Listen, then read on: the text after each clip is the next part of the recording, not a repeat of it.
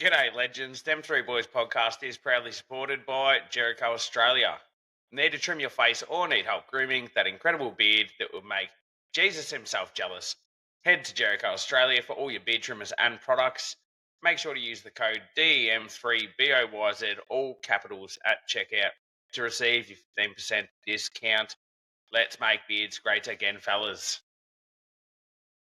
G'day, you deviants. Welcome to Dem3Boyz podcast. If you want to send us a yobbo yarn or shit fact, you can send it through speakpipe.com/Dem3Boyz or use your voice app off your phone and send us recording to Dem3Boyzpoddy@gmail.com.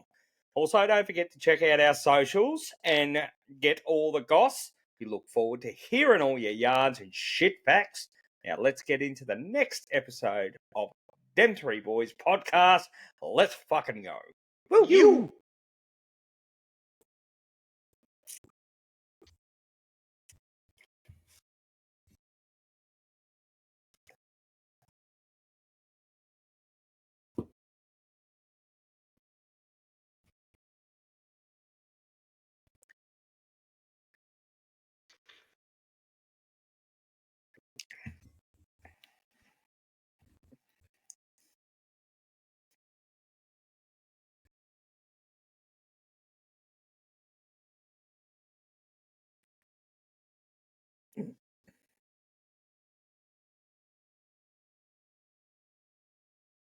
And welcome to Dem3Boyz podcast, the place for listeners to enjoy some everyday banter and get into your sports and shit facts.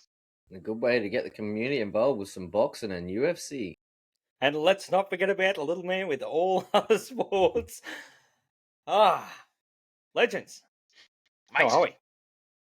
fucking Yeah. gravy. My kids are screaming for mum out the background. I don't know whether you can hear them, but Cannot. I think mum's gone MIA. She's just like, fuck this, I'm out. Yep. So yeah, boss Yep. gone. Lock the bedroom door, fend Yep. for your fucking selves. Yep. I think that's exactly what's happened. I may or may not have offended her about 20 minutes ago by accident, but yeah. Doghouse. Ato's in the doghouse. Yeah. But I wasn't trying to be rude or offensive or anything like that. I just Didn't think of used your some- words. I used the wrong phrase when I said you went and stirred up the hornet's nest and fucked everything. But anyway. Copy. Copy. Anyway. Chestnut. Yeah. Good luck unlocking that box there, brother. It's all right. It's all right. I have apologised to, by the way, for the listeners. I did apologise straight away, and then said other words that probably buried me even further. But, yeah, Put yourself back in. Just Yeah, fell back on your fucking sword. yeah, but yeah, Rog. can't That on the help, big jobs. can't help bad luck. Indeed. Yeah. So how are we, fellas? Yeah, fucking prime, brother. Thursday night went and seen fucking Lewis Capaldi at the Brisbane Entertainment Centre. Yeah, Fuck. I've seen the post you were putting up there. That looked pretty good. Bro, it was prime. Fucking awesome seats. I've still got another two concerts or one show, one concert that we're going to. And I've got better seating at one of them and sort of a more central seating at the other one. So I'm keen for that now because seeing where I was, it was prime. But no, amazing show. Like, fucking such a phenomenal artist. A funny bastard too. Halfway through one of his songs, someone down in the little mosh pit area proposed, and she said yes and whatever. Oh yeah. And How fucking original. yeah. And then he finished his song, and they're all singing out, "Oh, they've just proposed," and he's like, "They proposed." He's like, "Oh, congratulations." He's like, I thought this fucking show was about me. Thanks for trying to steal the limelight. Yeah. I'm just taking the piss out of him. I was like, "You fucking mad dog." And then That's he's awesome. like, What he's is laughed. he? He's What? Scottish. Yeah. And then he's like, no, congratulations. He's like, but next time just be a bit more considerate. Yeah. You know? Pick your Do it timing. at dinner Yeah, after or something. Yeah. And I was just Yeah. like, you fucking funny Yeah. bastard. But Read the room, cunts. yeah. But as an artist, yeah, he's a phenomenal singer. As a bloke, like just up there, he actually interacted with the crowd and just gave a bit of a backstory to why obviously he's been MIA through mental health and Tourette's, and he even took piss and took light of it. He's like, I couldn't come in 2000 because of my mental health. It's like, boo-hoo. He's like, but I am better now, so don't fucking feel sorry for me. I'm sick of everyone feeling sorry for me. I was like, all right, well, fuck, upper. Like, good on you, good mentality to have. Yep. So that was good. And then had the Friday off because getting out of the fucking Brisbane Entertainment Centre. Holy Queensland government, fucking fix it. That is bedlam. It is fucking bedlam. It took like 45 to an hour just to get out of the fucking joint. Yep. We got to the car and I was like, man, sitting there. I needed to piss. I was like, fuck this. Open front door, back door, and just pissed. Yeah. Underneath the car that was next to me. And I made sure I got it under his car, like I wasn't pissing right where he has to hop into his fucking car. And there's two birds just death staring me in front of our car that are waiting in the line. They look like posh bitches. They were not happy with me, and I was like, "Oh fuck! Well, I'm sorry, loves. You can hoik up your skirt on Melbourne Cup Day. I can do this after a concert. Fuck off. Fuck yeah! So I hopped back in the car. As I shut the door, I reckon it was about a minute and a half later. Said person to next door to us in the car rocked up, and I'm looking at these bitches like, don't fucking say a word to him because their window was down. Yeah. And I was like, shut your fucking mouth. And they ended up just driving off. I was like, whew.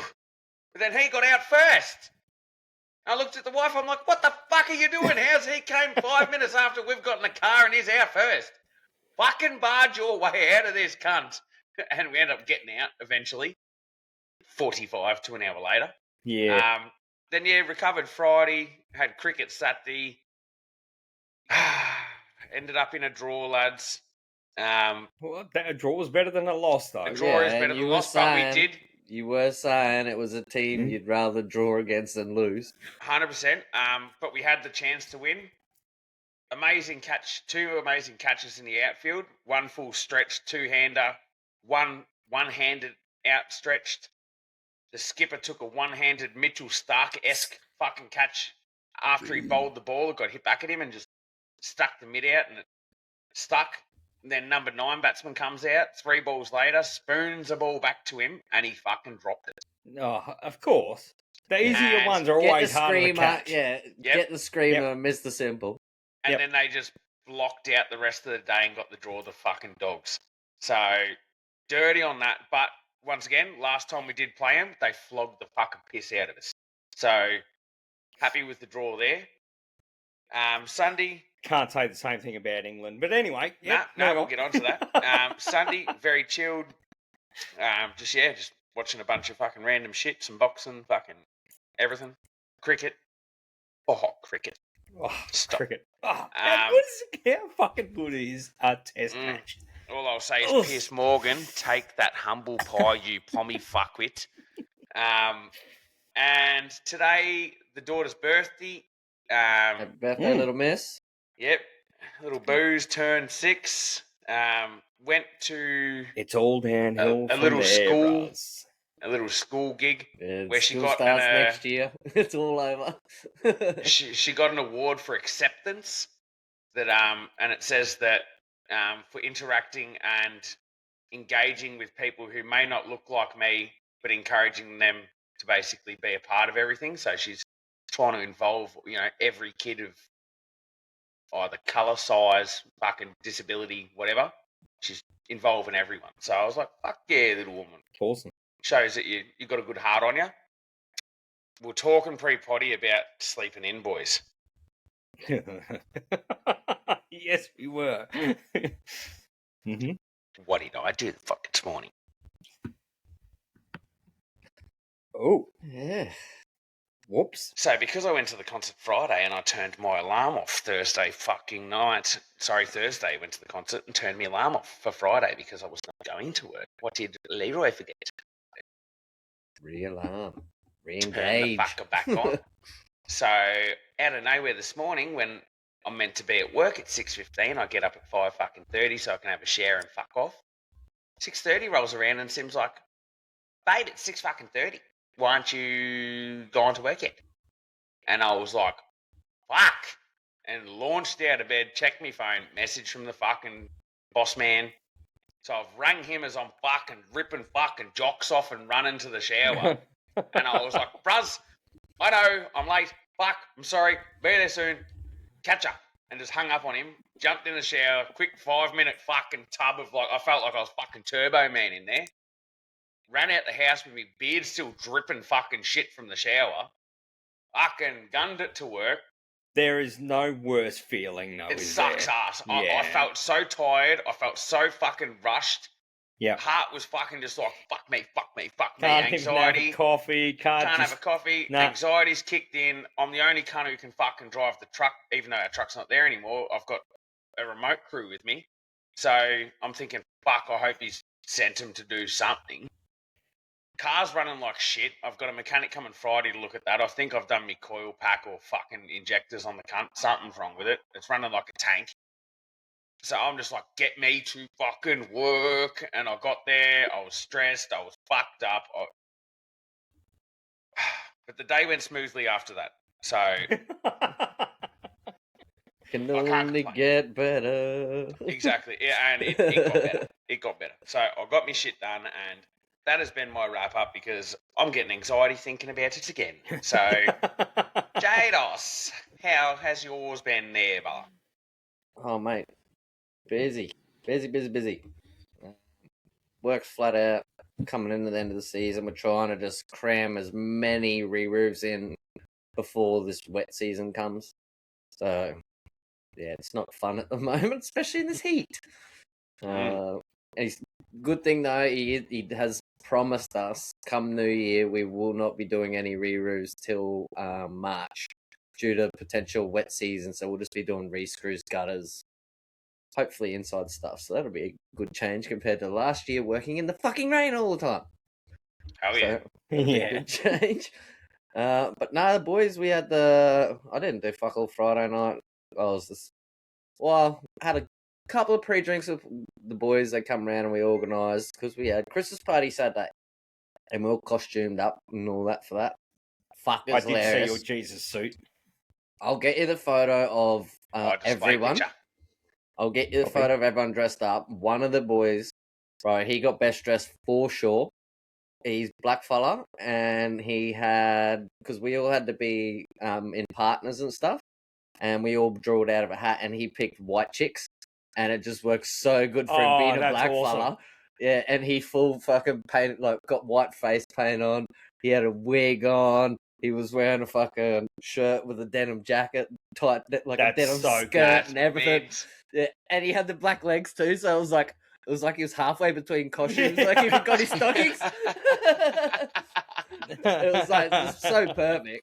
And then as the night was going, it was just the paint was just peeling off his face.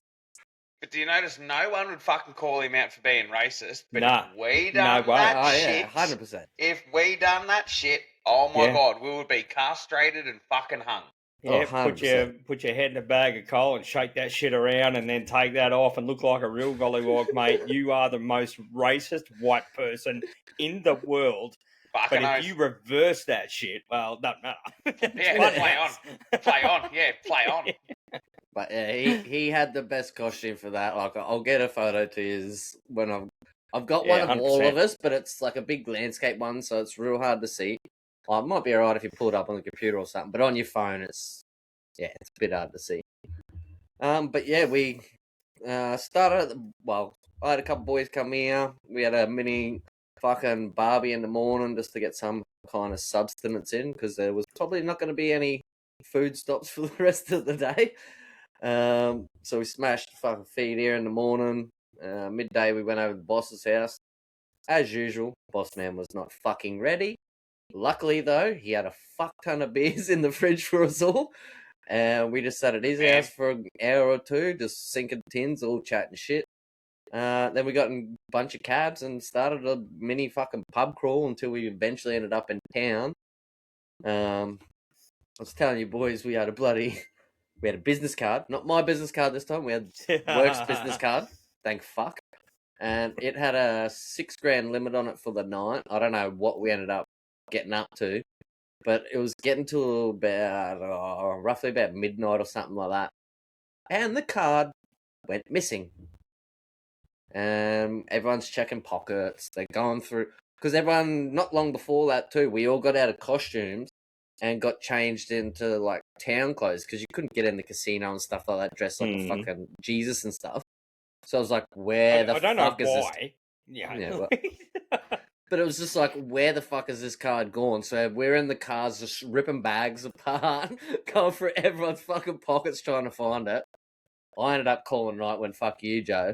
And then the boys went out to one of the other boys' house for kick-ons or whatever. And one of the boys was in overalls, and he forgot that underneath his overalls there was a pocket right on his chest. And something about 2 o'clock in the morning. Yeah, he just fucking, oh hey everybody, I've got the card. he did cut our night short, but I don't think I was still good to go the next day. But the rest of the boys, they were all wounded yesterday morning when I chucked the UFC on and started kicking in the UFC. And all I'm getting from the workmates is like, oh, I don't want to touch alcohol for 2 or 3 days. And here I am at 10 o'clock in the morning, cracking a tin, sending them a skull video. I'm like, fuck you, cunts. Gotta man up, fucking. How can you do that? I'm like, practice makes perfect, I guess. Yeah. 100%. Been doing it for a long while. But yeah, that was the weekend. Obviously, spent yesterday watching UFC. That was about UFC finished and then went straight into the rest of the cricket, which was good. Then had work today. Lost my shit at the end of the day. I cut the whole roof in. I cut every single hip in on the roof, on the main roof, and we had a tiny little shed next to it, like a carport thing. And little 4-hipper, 8 meters by 8 meters, I think it was. So fuck all. And 4 or 5 people got down off the roof to try and cut one hip, and they couldn't do it. And I'm over there I'm cutting in the main house. I don't give a fuck about the carport. Fuck your carport. I'm cutting in the main house. Fuck it. And they're all yelling at me to do that. I'm like, no, I'm doing this. And then so the 4 or 5 of them tried to do it, and I just looked over, you're fucking kidding me. Finally finished the house. Then I had to go over and cut all that in, and I lost my shit. I'm like, how the fuck have I cut in a whole fucking house? You guys can't even cut in 4 fucking hips. Now I'm over here cutting in your 4 fucking hips. And they're all just looking at me like, you don't lose your shit. I'm like, no, I don't, but this is fucking bullshit. I'm sick of fucking doing everything. You're all too scared to pick up something and have a fucking go at it. Get down here and fucking go, you cunts. I'm sick of doing everything.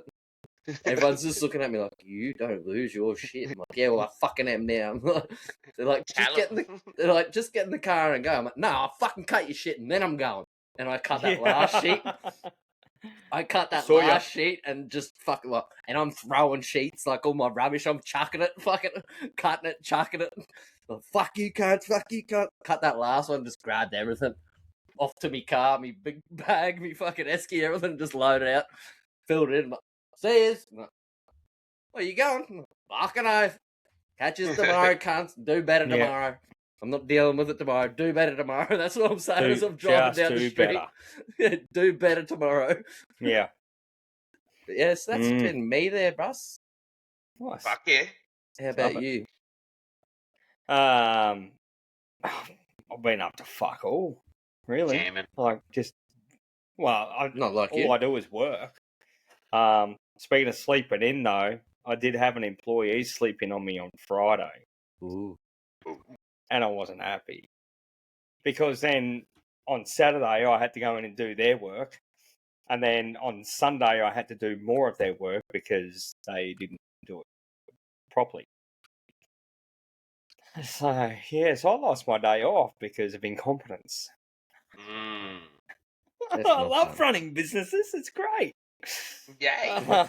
Not a business, businesses. Businesses, plural. Well, I'm a bit of an entrepreneur. Like, let's face it, like we know, finger in the pie. But if you're a porn star, you'd have like 7 categories.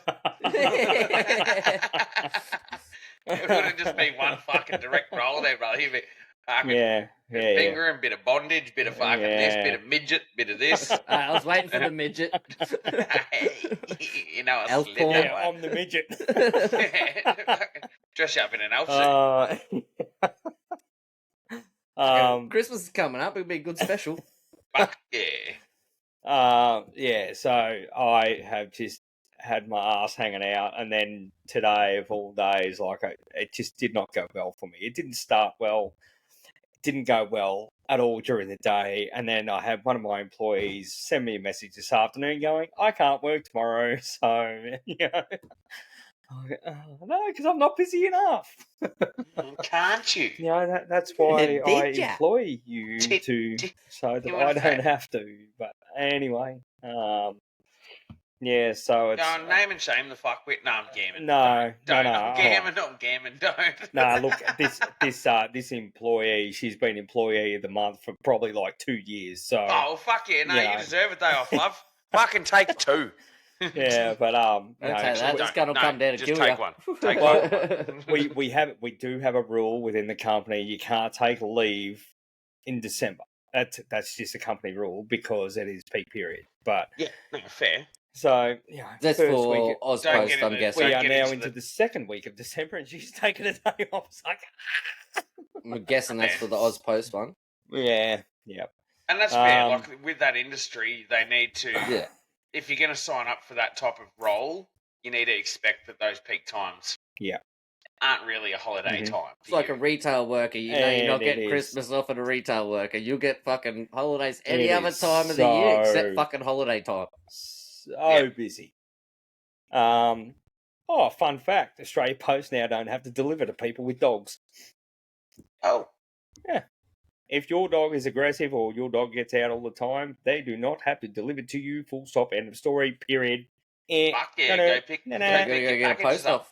Yeah. Got to get a little post box. Yep. Sick of getting eaten by dogs from people that are incompetent of having is that big just dogs. Your area or no? This is Australia-wide. Australia-wide. Yeah. No, I agree with that. And now I did hear the stats on the radio saying there was a lot of people getting bitten. Get this. So they've given every Australia Post worker a can of, it's like a dog version of pepper spray, right? So it's like a citronella spray.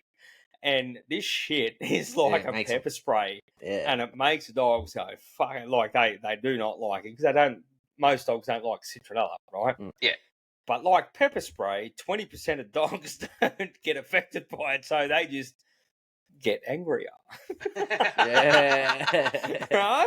Right? A good thing for me, just I'm like in a car. Just like crackheads with fucking pepper spray. Tease them up. Tasers, G's them up a bit. So good thing for us, we're in cars, so we've got a barrier that I can actually just wind the window up and go, fuck off, dog, right? Whereas the guys on motorbikes don't have that barrier. They're open to the elements and all that kind of stuff, and they're getting fairly fucking ripped up. So I like be a responsible dog owner. Lock it up when you don't need it, right? And when you do need it, let it out. But like there's a big process, you got to walk up to the door. If there's a dog on the inside of the door, you actually have to put your foot on the door so the dog can't get out and all this shit. It's like, fucking hell. Like, dogs doing this job. Do they not realise fucking doors open inwards, not outwards? Yeah. Well, most houses, the doors will always open outwards, so you've got to put your foot on the door. Screen door. Yeah. Anyway, just whatever. So... and now I'm getting complaints from our clients going, I was home and you didn't come in. Well, you've got a dog and you're in a fenced property. We're not allowed in. Full stop. End of story. Sorry. And then they go, well, that's not fair. That's Australia Post policy now. Well, they could do what we done and pick it up from in town. They could. Yeah, they could. I don't know if this would work. Put for your them, dog inside, cunt. I'll deliver it to your doorstep. Well, what me and Mum done, we've got a fence around our property, but it's only fucking a bit over waist height, and we've only got a little bulldog, but they didn't want to deliver packages, and half the time they were just chucking them over the fence, and the little fucker would go and tear them up. So we go on to Bunnings and just got one of those tiny little wheelie bins, and we've zip tied it to the fence right next to the mailbox, and now he puts all our packages in there. Mate, and your postie would love you for that too. Fuck yeah, I was going to say, that's a mad idea. Yep. It's being considerate. That's what everybody should do. And we encourage all of our clients to do that. It doesn't have to go out by a wheelbarrow, but put something there that you can fucking get your package dropped in. Yeah, just one of those little wheelie bin. Yeah, it's just a little wheelie bin. They're only $30. Do you want to know another little secret that really helps, especially with people with dogs, right? Because when you reach over the fence, it's a little bit hard because the dogs can jump up and grab you and all that kind of stuff, right? Put a little bit of rope and tie the rope to the fence, right? We have a stick. So when the postie comes, right, if the dog comes, you can just grab the rope, the lid lifts up, you throw it in there, and then you just drop it, and then there's no risk. Yeah, we got like a garden stake stick for him, and he can lift the handle with the garden stake stick. Oh no, don't be a dick. Put a fucking rope on it. Spin it around, put a rope on it. So we pull the rope. We spoke to him. Mum spoke to him. He's cool. No. He's cool. Yeah. Like he pulls up here for smoko underneath our fucking mango tree. That's communication with your postie at least. Yeah. Well, and that's the other thing too. Communicate with your local postie on where you want your parcels left. Well, Mum's lucky because she gets lucky because she gets the RDO every Tuesday. So on one of a couple of Tuesdays, she's caught him and went, "Look, bro, I put the box here. Can you just put them in there for me?" And ever since then, dog hasn't destroyed a single thing. but not only that, right? Because everyone gets notifications these days, right? And it's really coming cool. Today and so you know when it's going to get delivered. So you get home, like you get a message while you're at work, parcel's been delivered today. Perfect. You already know where it is. It's out of sight, out of the weather, out of dog's reach, out of everything. Well, the weather's another good one too for here because that wheelie bin, it keeps that watertight straight up. Yeah, exactly, man. So, yeah, there you go. 101 with a postie. Look after him. But apart from that, lads, just busy. As I said to you earlier, I'm cooking up, I think, about almost 40 kilos of brisket tomorrow, so it's going to be a big night tomorrow night. That's okay. We're prepped for it. Got a massive weekend coming up with events and cooking and all that kind of shit. Like, it's fucking epic. But, I love cooking, so I don't mind doing it. But yeah, that's... And yeah, just been watching cricket. Love watching the fucking cricket. Wife is over me watching the fucking cricket. Hey, how do you think about mine? Mine has to come and watch me play cricket for me to come home from cricket to watch cricket. Yeah. And she's like, for fuck's sake. Look, maybe I should mention that. And I was like, nah. Yeah.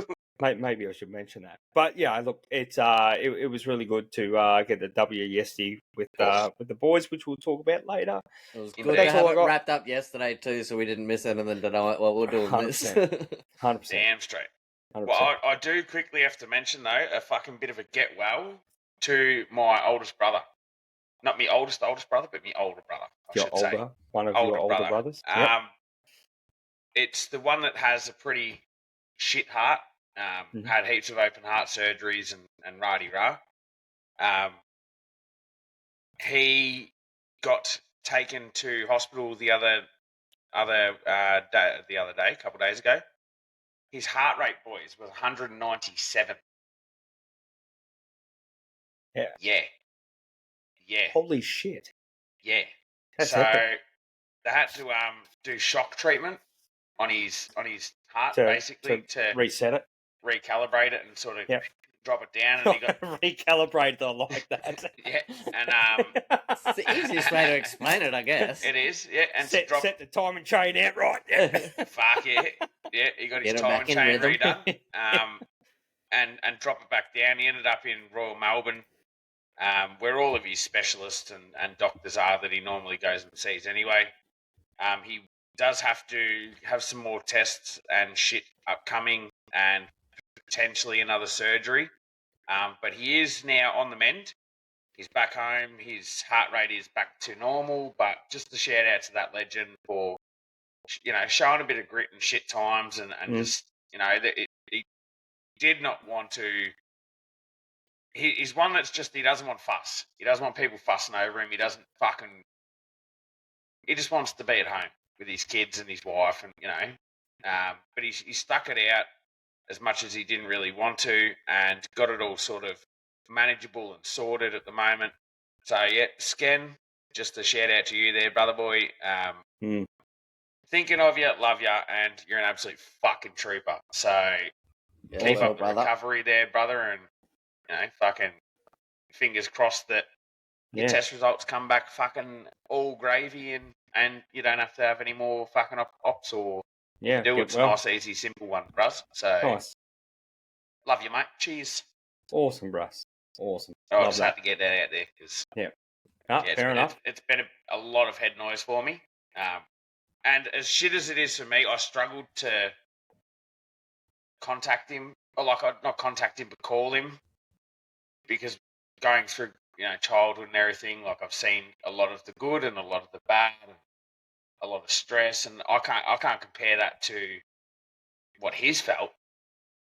But just my own head noise and trauma and shit from growing up, it was just a bit much for me at this stage. I don't know. It really took a bit of a toll when I got the phone call.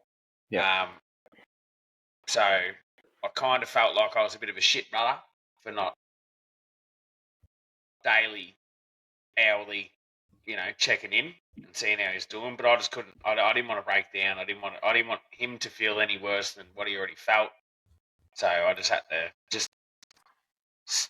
stagnantly sort of just like, how you doing? A couple of days or a day or so, how you doing? I just just for my own and for his own. I didn't want him to know that I was struggling with shit that he was going through, because it probably would have made him feel even fucking worse. So awesome, need to yarn that to you lads, just to get that off of me chest and out of me fucking head, so it's gone. So beautiful. Love it. How's about we get into some fucking shit facts for the listeners? Sounds good. Hey, what do you got here for us, brother? Well, I'm gonna start with one. So I used to be, when I was in the military, I was a very frequent flyer. Right, I always fly around the country, fly overseas to join different boats and all that kind of stuff. And I never realised when I flew, whether it be domestic or international, that there's no row 13. Did you know that there was no row 13? Isn't that the emergency exit row? Yeah, no, there is no row. No, none. It does not exist. So it goes on all flights. So it goes one on every flight. It 1 goes to 12 from 12 14. to 14. Okay. Copy. So while many might brush it off, numbers can hold deep meaning for some passengers. Because unlucky 13. Right, and I suppose it'll be the same for elevators as well, and buildings as well. That there's no floor 13, even though there is. In a setting like air travel, where fear and anxiety are already common, these small adjustments are sometimes made to ease discomfort, even if it's psychological. But then I read further down into it, right? And it goes into, hang on, I've just got to find the. Oh, it's not going to fucking let me find it. Now I know why the back half the plane's fucked when they walk past row fucking 12. They're all counting, going bang, bang, bang. Yeah, and it was in the wrong seat from 1200. Right. So, airline superstitions don't stop at seating arrangements. Many passengers turn to personal rituals for comfort, such as wearing lucky socks, avoiding flights on Friday the 13th, or touching the plane's exterior before stepping inside. So pretty much it comes down to religion, right? The 12 superstitions and all that sort of stuff. The 13 that sat at the fucking table, and all this kind of shit. Like it goes so into depth about the number 13. Yes, and all how superstitions. 13 is such a bad number. So many different cultures, it's a bad number. So some say the fear began when the Last Supper, where Judas, the disciple who betrayed Jesus, was believed to be the 13th guest. Others trace it to Norse mythology or even cultural patterns, where the number 12 often signifies completeness, like so 12 months or 12 zodiac signs. So 13 is viewed as an unnecessary addition. So let's just eradicate 13 out of the fucking equation, shall we? And you go 10, 11, 12, 14, 15, 16. Sucks to be me mum. She's born on the 13th, but I'm 100% sure that's why people at the back of the plane get fucked over now with their seats, because no one seems to get the rows wrong from fucking row 1 to 12, but fucking 12 onwards, everyone seems to fuck the rows up, especially over in America, from the that's front how of the they plane. load you. Over in America, they load you from the back of the plane to the front. So, if you're seated in rows... Oh, actually, I think it's in reverse. I think it's one down at the back. But if you're seated in rows 1 to row 10, you can come forward for boarding. But over in America, I don't know whether you've ever been there, but over there they go, so all first class passengers, all platinum passengers, and then veterans, and then your premium passengers, and then the rest of the cattle herd just go. But my view is as well, what if you don't give a fuck about the unlucky 13s and everything like that? Wouldn't bother me. Like, well, wouldn't they just be like, rows 13 are available, are you comfortable? So next time you go onto a flight, have a look and see if there's a row 13. Yeah. Yep. So there you go. That's my first little bit of listeners content out for there, tonight. if you've been on a plane with a row 13 or hop on a plane travel with in a row the next 13, couple of weeks, let us know. Yeah, take a photo and send it through to our socials, because we'd love to see a row 13 on a fucking plane. It doesn't exist, apparently. To me, good fact, not head noise. Well, I don't know. What if you went onto a plane and there was a row 13? Is it like... For me, I wouldn't give a fuck. For me, I wouldn't care either. I wouldn't give a shit either. But what about for somebody with really... That's their problem. problem. Sit in fucking row 13. That's their problem, not mine. Or if they do get selected into row 13, like Pooh Bandit has disclosed in recent podcasts, say if you're on a Qantas plane, there's a Qantas app, and you can actually reallocate your seat if there's available seating on the plane. Yes. So say if they put you in row 13, fucking seat 2. Well, you can pick your seat row when you 17. book. Yeah, but then there was row 17 and there's a seat free. You can change to row 17 where the seat's free. Yeah. So check your fucking flight apps and fucking reallocate yourself. It does cost you a little bit more, but rather than just getting a general ticket. But you can go in, and I think you pay $5 more to pick whether you want to be a window seat, fucking aisle, and you pick out of the available ones that are left. So for me, not head noise, but for me also, great fact, because a lot of people out there wouldn't know that. And once again, I didn't know that, but I thought that was the emergency exit seat. That's the whole reason why. Yeah, but I still would have thought they would have numbered it. You can't just skip, But no, so I'll give that a nice little 7.4. 7.4? That's high for a non-head noise. Huh.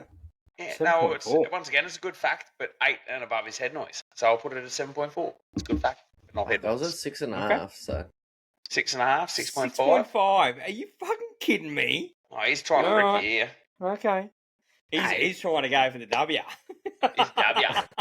See, I'm fucking Switzerland right now, and this comes fucking straight Ukraine and Russia.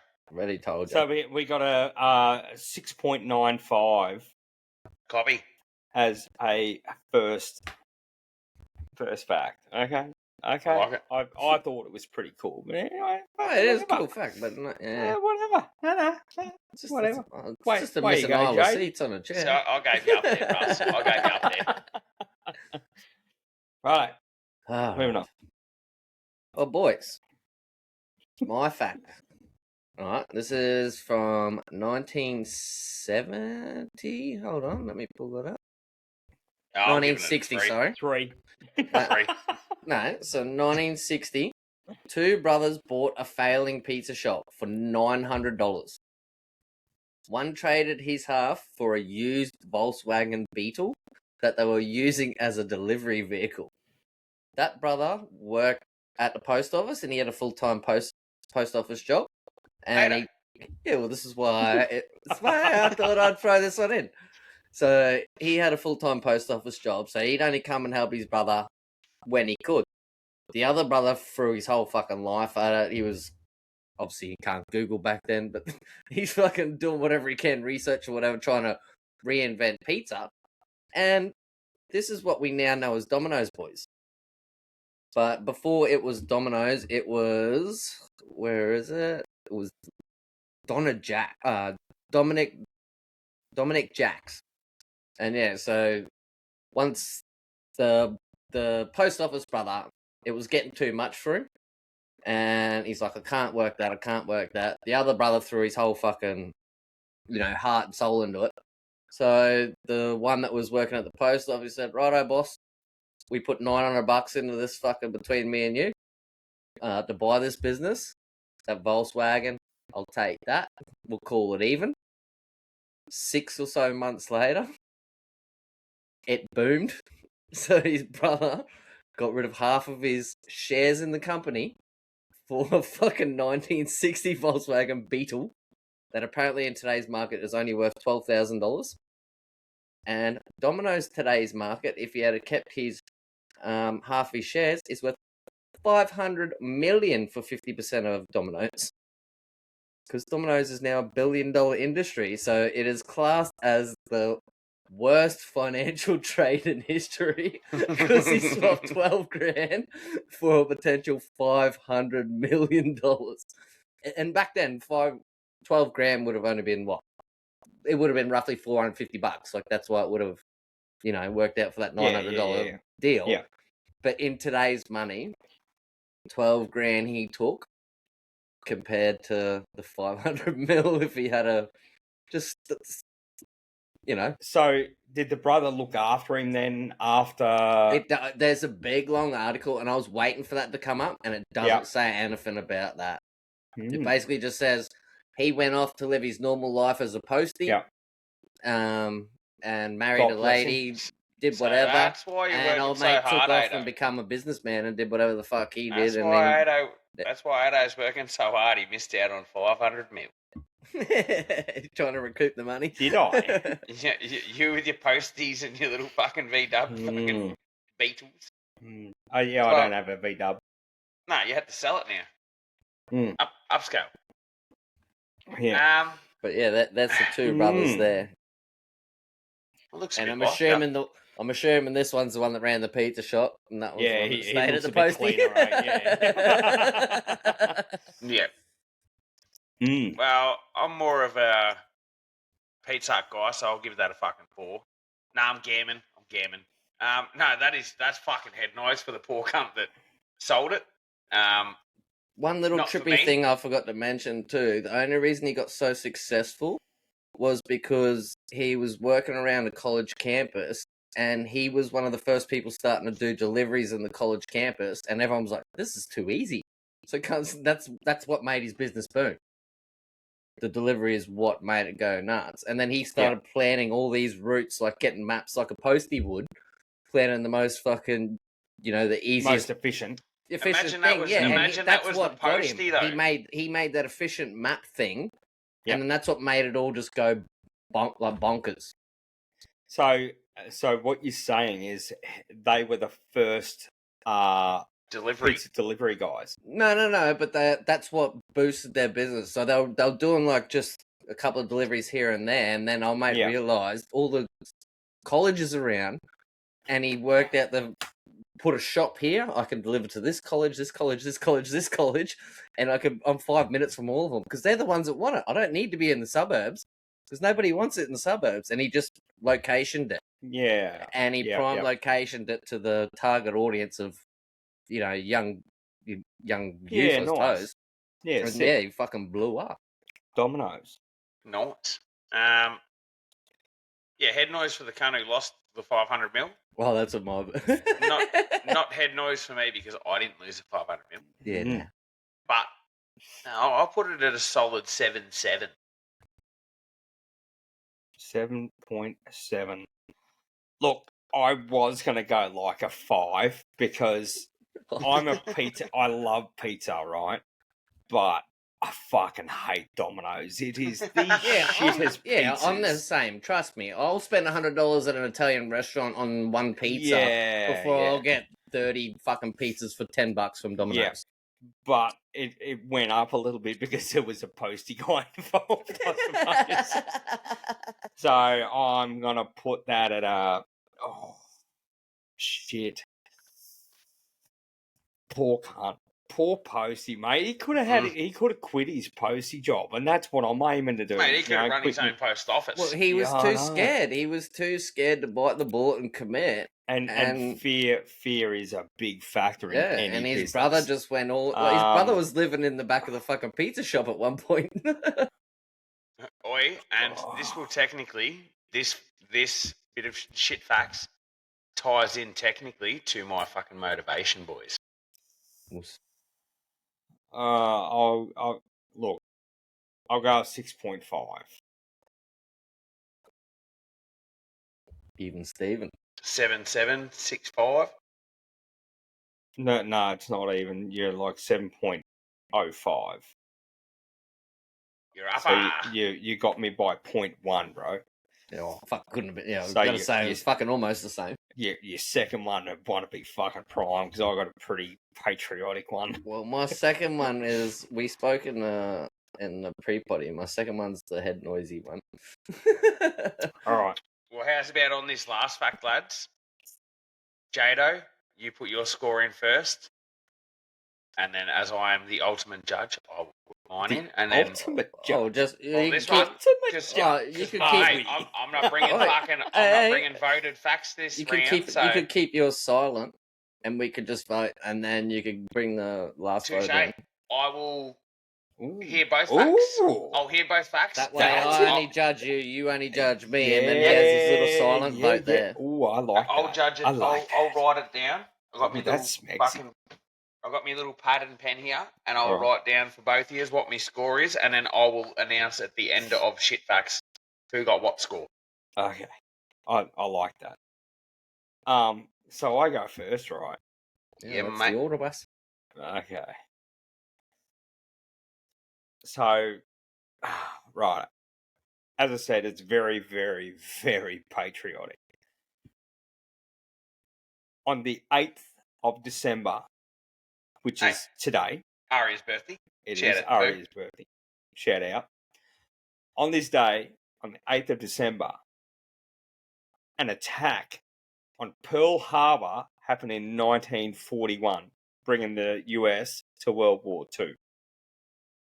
So, in that, so it was the 8th of December for us, but it was actually the 7th of December over in the US because they, the time differences. I got fucked up because there's a song about it sung in America, and I'm like, nah, that's not right. And then, I worked it out the same thing, like you just said, it was the time zone. I'm like, fuck. Yeah. So, as I said, this is patriotic as fuck. And I only heard about it today, and I thought, you know what, that is really good content to have for tonight because it's not so much about it's not so much about the content; it's about education and about our history, not only in Australia but America and world history as well. So on the morning of 7th of December 1941 at 7:48 a.m. local time, 177 aircraft of the Imperial Japanese Navy attacked the United States at Pearl Harbor on the island of Oahu, spelt O-A-H-U in Hawaii. Their intention was to destroy and damage as much of the US Pacific Fleet as possible before it could respond to the Japanese operations taking place in the same day against British, Dutch, and US territories in Southeast Asia. The first attack wave began bombing of the hangars and parked aircraft in the island's airfields. Devastating attack was followed an hour later by a second wave of 163. So it was 177 in the first, 163 in the second, and within 2 hours, 21 US warships sank and damaged 188 aircraft, destroyed 2,403 Americans, servicemen and women were killed, and many of the ships were repaired and fought in later battles. And crucially, 3 of the Pacific Fleet's aircrafts were not at Pearl Harbor during the attack, so escaping damage. And out of those planes, most of them were suicide bombers, weren't they? Yep. They weren't just Kama- coming over So- and just shoot. Yeah, Kamikaze. kamikaze. Yeah, that's it. kamikazes. Well, no, they try not to be. They try not to be kamikaze. The only time they become a kamikaze if they've got a crucial hit on the aircraft, and then the only way to create the I just thought a biggest lot of- impact damage is to just dive bomb the Yeah, but I thought whatever Pearl they're attacking. Harbor, a lot of that was kamikazes. Like, there was definitely bombers going over, but I feel like there was a lot of kamikazes involved in that Pearl Harbor attack. As I said, the only time an aircraft becomes a kamikaze is when they've shot to a point where that they know they're not going to get home, so they turn around and create their own bomb. Yeah, And they are the weapon then. Yeah, Alright, rather but than if- rather but than if just they- crash over the sea, crash and take as much Yeah. damage with you. Yeah. Maximum damage as possible. So it was the USS Oklahoma and USS Arizona were the biggest ones that were hit, but yeah. So that's that was happened today in 1941, which was a fuckload of years ago. I don't think there's many people still around from that age era. But that then followed on to the Darwin attack not long after that. Yeah. So, yeah. Sure did. Did you So, watch yeah. it on TV or? You're funny, can't They I? didn't have TVs back then. Oh yeah, sorry. black and white. Yeah. Black and white and a radio. Oh, Morse I was like, codes. fucking hell. Gotta stand outside with the aerial. Yeah, fucking oath. Big No, brother white. I was getting the fucking telegrams, bro. Morse code. Ship's fucked. Yeah, no, not ships. Cunts fucked. Yeah. Yep. Boom. So, Boom. Cunts fuck, send help. yeah. Boom, Yeah. boom, drowning. Like, okay, you're fucked. So, yeah, it was pretty wild. Righto. Score when is they got attacked. So, yeah. score so there is you go. written down on mine. Jado, what do you call that, mate? I gave it a 7.5 for that one. Why? Because it was so patriotic.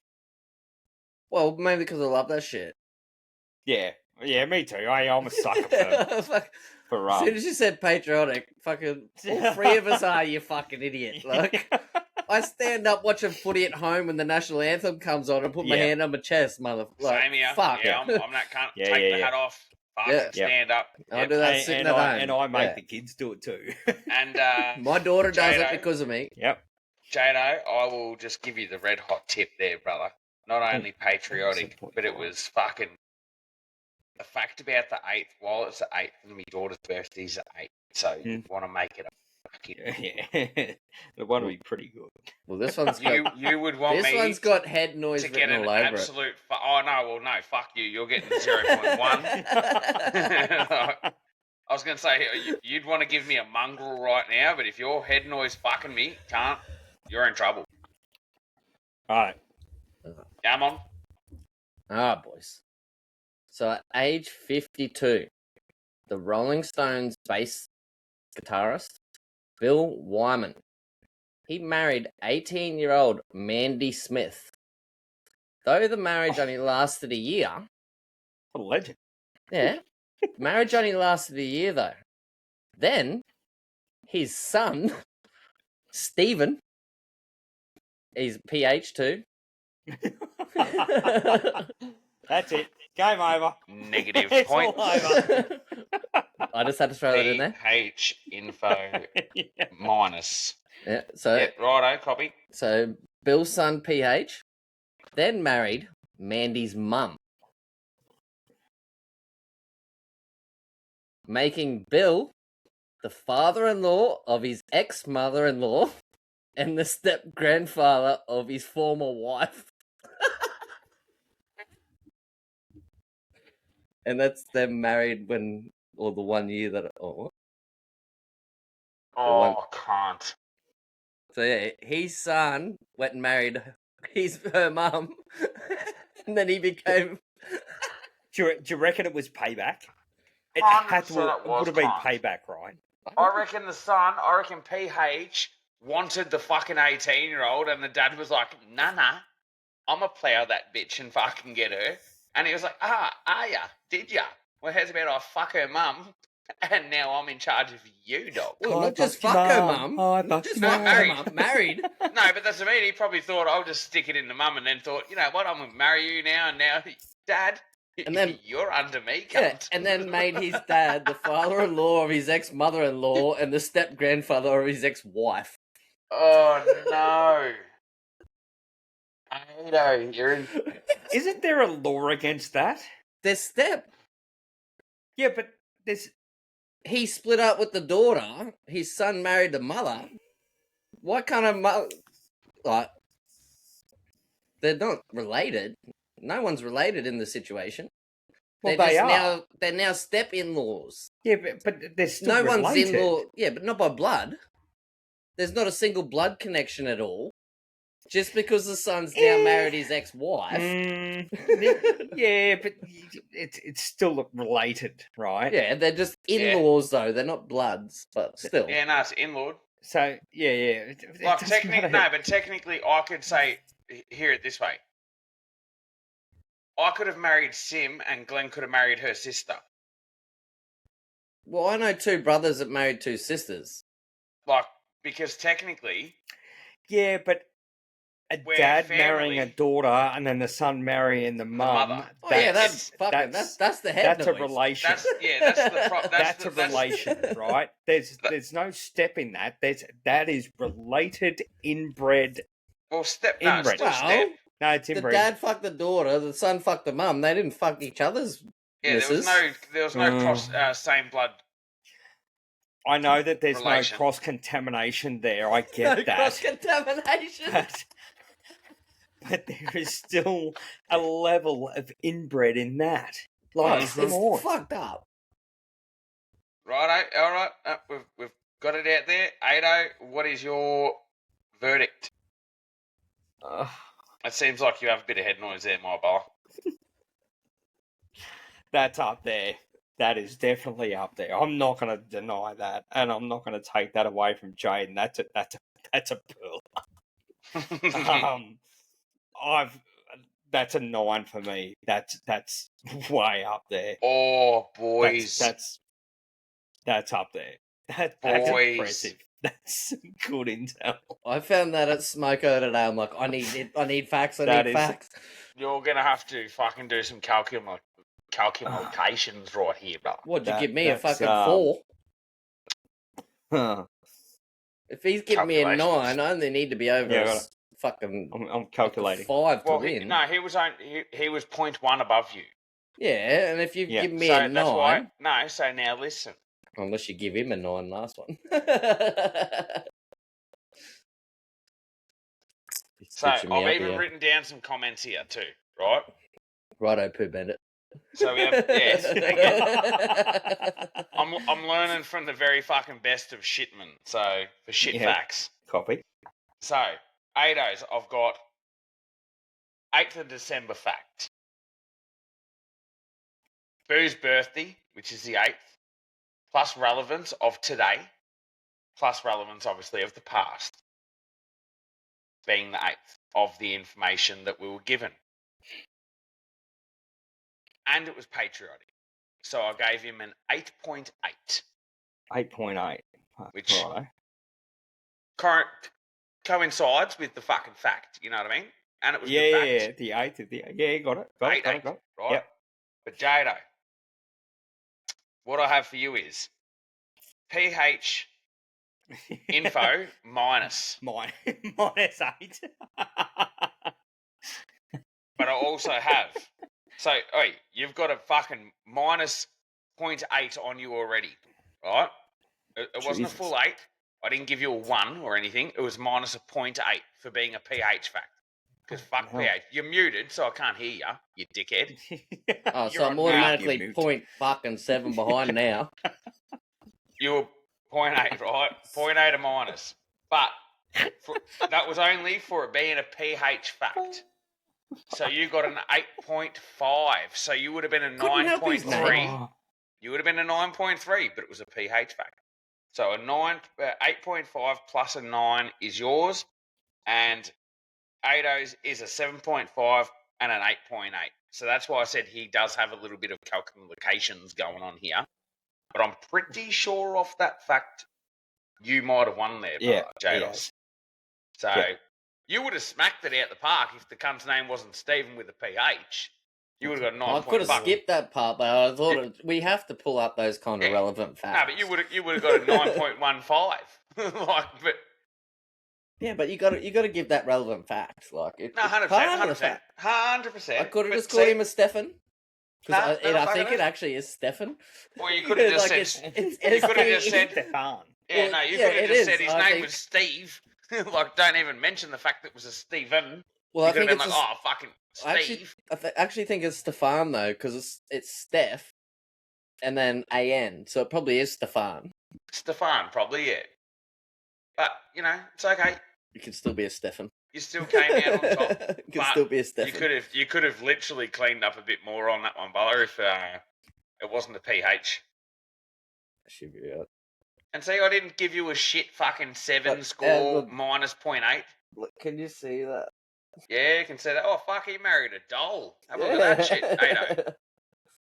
Yeah, I know. Yeah, I saw that. This cunt's looking like a fucking little Johnny Bairstow's junior son fucking playing cricket. 52 versus 18.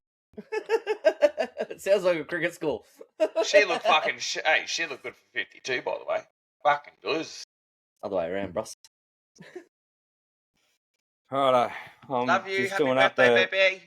7.05. Do you want to come say hi to the boys? No? Happy birthday! Uncle Jado says happy birthday. Happy birthday, gorgeous. Uncle Ado says happy birthday. She said, thank you, love yous. Huh? I can't, Papa. Oh. Do we want to know the tally, boys? Mm-hmm. Ado got 15.1. Jado got 15.8. 15.8. Cheers, boys. Well You're done, lucky bros. I didn't give you a full 8 off that because you would have been fucked. So I don't know why the clapping's not working, but there it is. Hey. Yep. That's over there, brother. Yeah, cheers, brother. But that was pretty good. That was close. Yeah, fucking otherwise. I don't think I really had to work hard on that mathematics. Wait, do you like the method? And this is my question and little conundrum that we might put in going forward. With our shit facts, do we rotate a judge and just have two fellas doing shit facts and a judge that scores? Different. So at least then each week you're not might even keep our timings down a little bit too. Yeah, you're not forced to try and find fucking say 6 shit facts. We're finding 4 of them, and there's a neutral judge in the middle there. And say maybe we go off the winner. So next week, Jado can be the judge, and it's me and you hitting the scores. It has to be like Phil and Tom. It's got to be rotating. Yeah, rotating. But now, rotating. So it's me. No, but it's me now because I won. Oh yeah, and then me next week, then it's you next week, then Ado, and then we just go back to me, you, Ado, fine. Me, you, Ado. Because then too, you could tailor stuff to the person. Yeah, or both of us. Anyway, that's something we can talk about off potty anyway, lads. Fuck yeah. I like it. We might entertain that idea. That's not a bad idea. Yeah, I like that. It's good. I like that. Keeps it a bit shorter and sharper. Yeah, short, sharp, sweet, simple. Love it. Yeah, like Jado's Billy. Some of us are going to grow. Some of us are growers, aren't showers. Fuck yeah. Mm-hmm. Get pricked by a prick. All right, let's moving forward. Do we want to roll into a little bit of sport? Because it's been a fucking cracker. Ashes, baby. Up the ashes. Oh my God. Righto, legends. My God. So, we have the ashes. If you didn't know, you're living under a fucking rock. But England chose to bat first At the Gabba, second test, all out for 334. With the top scorer, Joe Root finally making his 100. First 100 in Australia, In boys. Oz. Yeah. And he did well doing 12 that too. seasons. I'll give that to him. Yeah, with all the batters 110%. scrambling around him. Yep, 110%. Joe, who couldn't get a root in a brothel, I'm sure he got shagged that night. Yep. Great effort there. 138 off 206. Everyone around him, besides Zach Crawley, who's 76 off 93, abysmal. Oh, Jofra Archer as a bowler, once again, 38 off 36. Oh, Yeah, I hated watching that. He come out, I'm like, fucking you asshole. And he played T20 for 10 minutes, 20 minutes. Yeah, done me head in, but I reckon Archer did root. yeah, If in the rooms, I think that's what happened. yeah. Root was arching while he was getting fucked. Yep. But Mitch Stark, 20 overs, 6 wickets, 75 runs, economy of 375 in that first little dig there. Our pick of the bowlers. Then we roll into and that also made him the most wickets taken. Most wicket taker, yeah. Yeah. Yep, fucking oath. Overtook Shoubak Tar. So, beautiful job there by Mitchie. Then Australia came out and smacked 511 off 117 overs, which is fucking phenomenal. No player in the Australian side, and it has only happened 3 times in Ashes history. No player scored under double digits. First time, third time, ever in Ashes history. Everyone made double digits. Yep. In a side. But our pick of the batters, we had Jake Weatherald, 72 off 78. Marnus Lavaskakny, 65 off 78. Steve Smith, 61 off 85. Alex Carey, 63 off 69. But Mitchell fucking Stark, after taking a 6-for, gets 77 off 141. What a fucking legend. Is there anything that man cannot do? Yeah. Sublime to fucking watch. It was. We then sent the Poms back in, obviously. And they did have... the Aussies had a lead of about 150 odd. 90s. I thought the boss man's. Yeah, no. That was Saturday. Saturday, they'd already gone into bat. Yeah. Yeah. It was over. And the Poms went in, got all bowled out for 241. Their highest fucking batsman was Ben Stokes, their captain, 50 off 152, who played a very good fucking knock in the middle there. You see what he said today? He's filthy. He goes, I need men to play with me, not fucking boys. We're going to the Noosa. You got to show me you're a man or you're getting dropped. Yeah. I saw that, yeah. Let's take a holiday to Noosa for a week. Zach Crawley, 44 off 59, caught and bowled off Nisa. Beautiful catch, by the way. It was like a fucking specky in the middle of the cover. Is that the one? Oh, no. That's the one he double-handed up in the air. Then he took one to his right off Ollie Pope, who was 26 off 32, and with his body falling away to the left to get a hand to it on the right, fucking sublime. It was unreal. He was going the wrong way. Yeah, he was going, and then had to. Yeah. May I mention though, I witnessed as a keeper, I witnessed probably some of the best keeping I have fucking seen personally while I've been alive. The whole test. And I grew up watching fucking Adam Gilchrist. Yeah. And that bloke was a fucking G. Alex Carey. Oh, sorry, Carey. Yeah. I've had Haddon.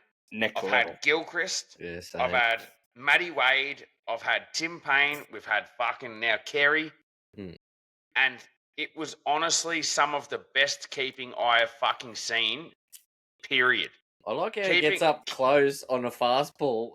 These are like just to try and fuck with them, just to get that quick stumping. That's to keep him in the crease.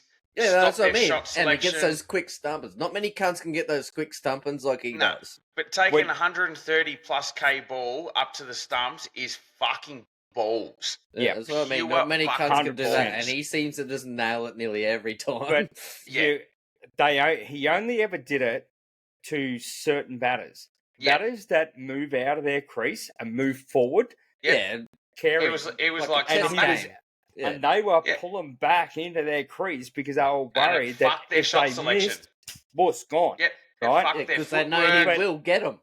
Yeah, but it fucked their footwork. It fucked their shot selection. Everything. They can't dance down. They can't put the bowlers off of their bowling lines. How often can you find a keeper that's going to take a ball at 130 k an hour and take it Reliably. 99.9% of the time, That's right? exactly what I'm saying. And Best then keeping.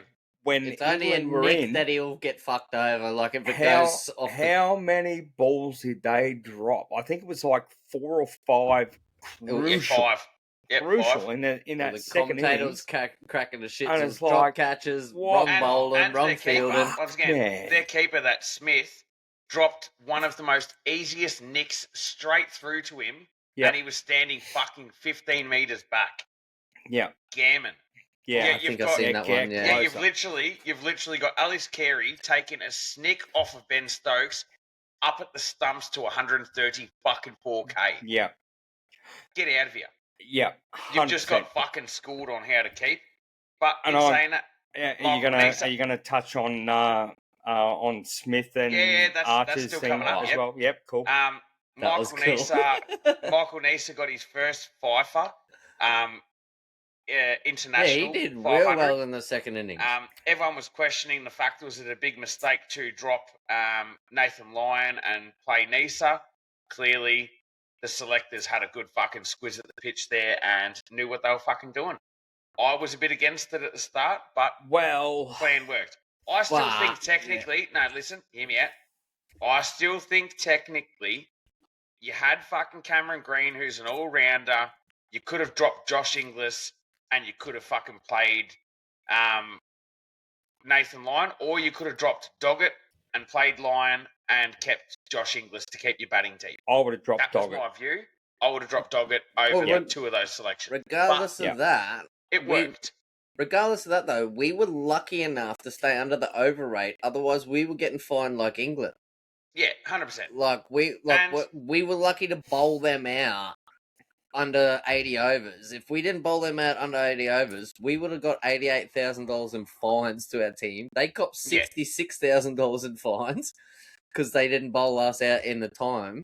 And because they were too slow, we weren't hitting the 90 overs a day. And you only hit 90 overs a day with spinners. You're never going to hit that with a full team of fucking fast bowlers. But especially when you're getting slapped to the boundary so much as well. You're chasing fucking pills. Yeah, you're never going to hit that with the fucking 200-metre run-up compared to 3 steps and a spin bowl. Correct. You know what I mean? Yeah. But yeah, in saying that, it worked. It was the second 8-wicket win of the Ashes anyway. But Australia went in. All we had to chase was fucking 60 fucking 1. Or, no, 63. Or something like that, yeah. Something. Yeah. And Head came in, striking at 100, 22 off 22. Jake Weatherald, 70 off 23. And then Smudge said, hold me beer. Yeah. Because hold my beer and watch this. Yeah. Yep. Scored 23 off 9, striking at 255, if you don't mind. And wasn't that after Archer getting in his face too, and he just smacked him? That was first innings. Wait. No, that was second innings, but his 23 off 9, it didn't happen straight away from Archer. He came out, basically started showing authority off the bat. The Archers came back on, bowled him a bouncer, and Smudge tried to ramp him over the slips.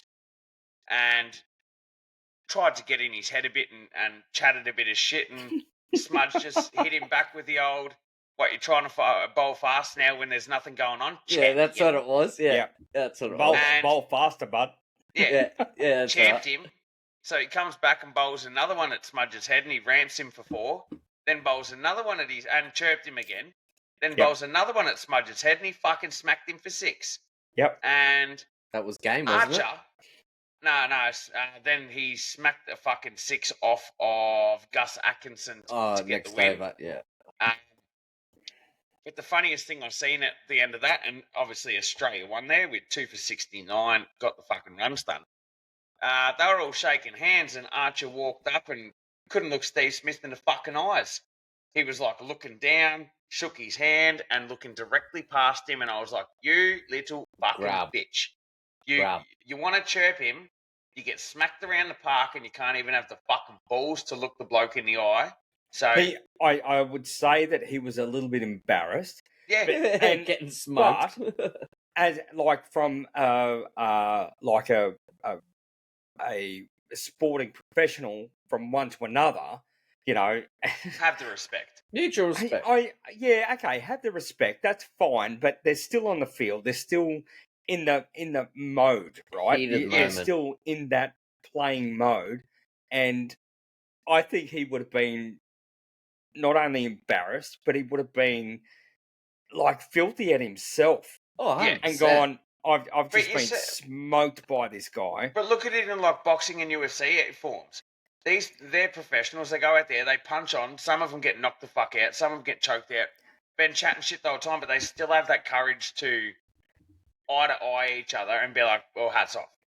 I'll get to But- that. but- Remind me but about what that I- about what I'm- UFC. Remind me about that when I talk about UFC, because I've got a But- big thing to talk about that. But I suppose what I'm getting at is while they're still on the field, they're still in that mode. Mm. So it would have probably would have been adrenaline's still after the going. game, Adrenaline. Yeah. like down in the rooms, after the adrenaline has settled down a little bit, like They probably had a that's yarn. where they had that yarn. But out in the field, it's like You're hurting. you're still fucking, you're still feeling that emotion. Oh, you yeah, know she's what I mean? raw. And She you just know that. just happened right in front of you. She's raw as fuck. Exactly. I've lost Yeah, the grand so- final by my goalkeeper being a fuckwit. Like playing soccer back in Yeah. the day. It was Yeah. like, fuck. So Yeah, I so- think that emotion was still raw with Archer, and I probably wouldn't look at him either. So, I you mean, wouldn't wanna he's talk to facing the one of cunt the best anyway. batsmen in the world. Well, that Yeah. that was going to be my argument. Is like you can't feel too bad about it being Archer when it is the best batsman in the But world. fuck, he was quick, man. He was Oh, punching them down at 150 k an plus. hour. Yeah, and Smudge didn't give a fuck. Holy. That was You insane. But know, anyway, hats moving on. off to Smudge for taking ownership of the situation there. Completely understand your boys' points too.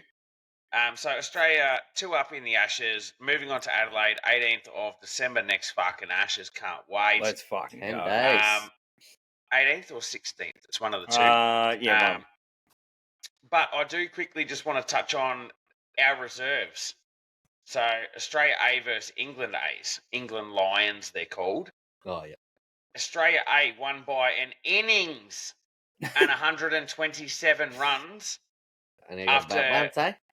after being 8 down and declaring at 588 runs.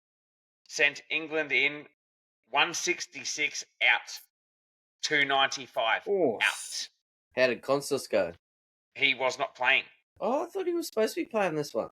No, he didn't play this one.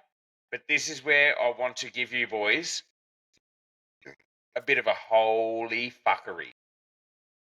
Nathan McSweeney, 226 not out, boys, off 394 balls.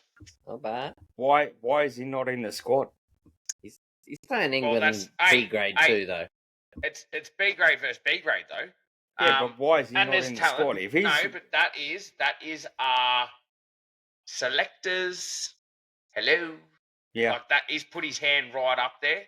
For A, Adelaide, Melbourne, or Sydney.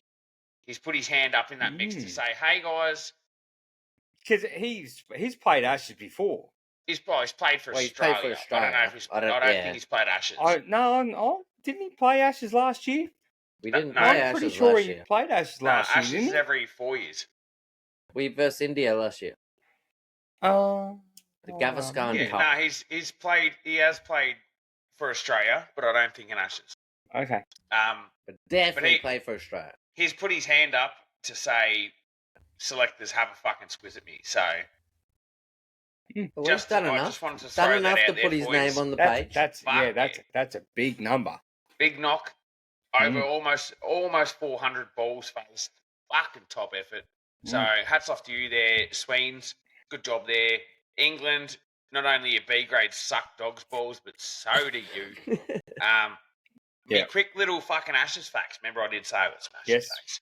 So this one isn't in favour of Australia, but I had to put it out there just because it's a fact. of the Ashes. So Australia's Edward Gregory has the most ducks in Ashes history. In 52 matches, comprising 92 innings, Gregory managed 11 ducks. But what is more bizarre, that is during his entire career, he only had 12 ducks. So 92% of them came in Ashes games. That's fucking head noise. Been ducked by England. For He's that good cunt. against every other cunt. Yeah, so we had one duck against every other country in the world. And then when it came to England, 11 of the cunts. So did they have a good bowler bat at that time?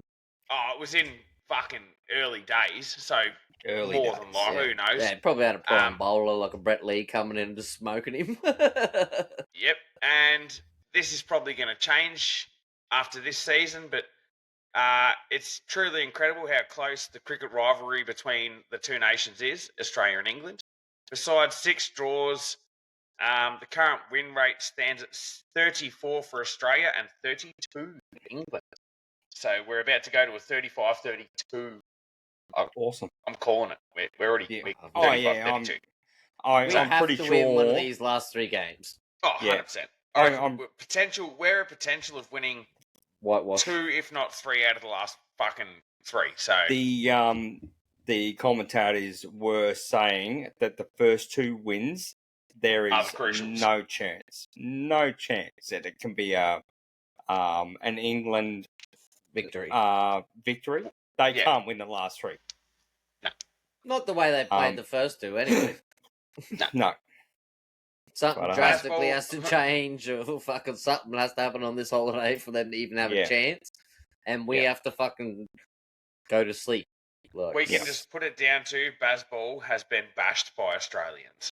So they can fuck back off to England and figure out a new format because Bazball ain't working over here. Don't get me wrong, they did all right. Like 300 in the first innings. Like, yeah, we smoked them. We got 500 or whatever. Yeah, 350. Yeah, but compared to the first 2, like the first game, the first 2 innings, like, what they barely, they didn't even make 200. How different was it? Like, because it was a day-nighter, right? What pitch, ball conditions, the everything. Difference between the day playing, so from 2 o'clock to the twilight zone they call it. Yeah. The 4:30, right? It was just bat, runs, no wickets. As soon as sort of like 4:30, 5 o'clock rolled around, bang, twilight, wicket. They call it twilight, or the commentators call it twilight. The natural light, the dew, artificial light. The temperatures change. The ball that ball just was like, fuck you, Joe. Yeah, I'm doing what I want to do now. Yeah, love it. So love it. That's awesome. There's me Ashes wrap up, boys. Sensational. Righto, so that's that is the cricket wrapped up. So we might follow into the UFC, baby. Come on, Jaden, hit us with it. Oh, boys. Well, you did allude to a brutal knockout in the early prelims. I did miss that. But fuck, it was a brilliant fight card. I started from the fight after that, and every single fight, it was none of this cuddling and bullshit that I whinge about. And when there was a couple of cuddles and whatever, they were all like choking each other and shit. So it was good. There was no like that. What was that one? Laying on top of each other's shit. Yeah, that Makachev from a couple of weeks ago where he just laid on that dude for 5 rounds. It's like, no, can't. That's not winning. When you both get up and not a scratch on your face, that's not fair. Yeah. But nearly everyone that did put someone on the ground, they did something with it. So it was half decent. But yeah, we'll start with the first of the main card. It was Jan Blachowicz versus Bogdan Guskov. This one was surprising. This one could have gone either way. Blachowicz did get the chocolates there, only just. It was 2 rounds, 2 judges to him, 1 judge to the other guy. So he got the split decision there, and it was probably only because he can punch so fucking hard that the Gusko, every time he hit him, Gusko was going back. But Gusko was just mauling him, and it took a little bit for him to get up all the time, so it made it look like Cusco was winning, but then he'd just get back to his feet and just rock him. So it was like, yeah, bruh. You've been hit like 400 times. You only hit him like 200 times. I'm just pulling numbers out there, but you give the winner the one that's hit 400 times over 200 straight away. Yeah. In my mind, anyway. Yeah. Then we get in Henry Cejudo versus Peyton Talbot. This one, the supervisor at work, he thought Cejudo was going to win because Cejudo's an OG. He's a 2-time world champion, and this is his second time trying to regain the championship. This little kid, Peyton Talbot, though, is a fucking freak. And Cejudo is one of the best wrestling motherfuckers in the world. And when Peyton Talbot picked him up and was like driving him to the ground for a takedown, he had the biggest smile on his face. He's like, I just took down the best, because Henry Cejudo is a gold medal wrestler.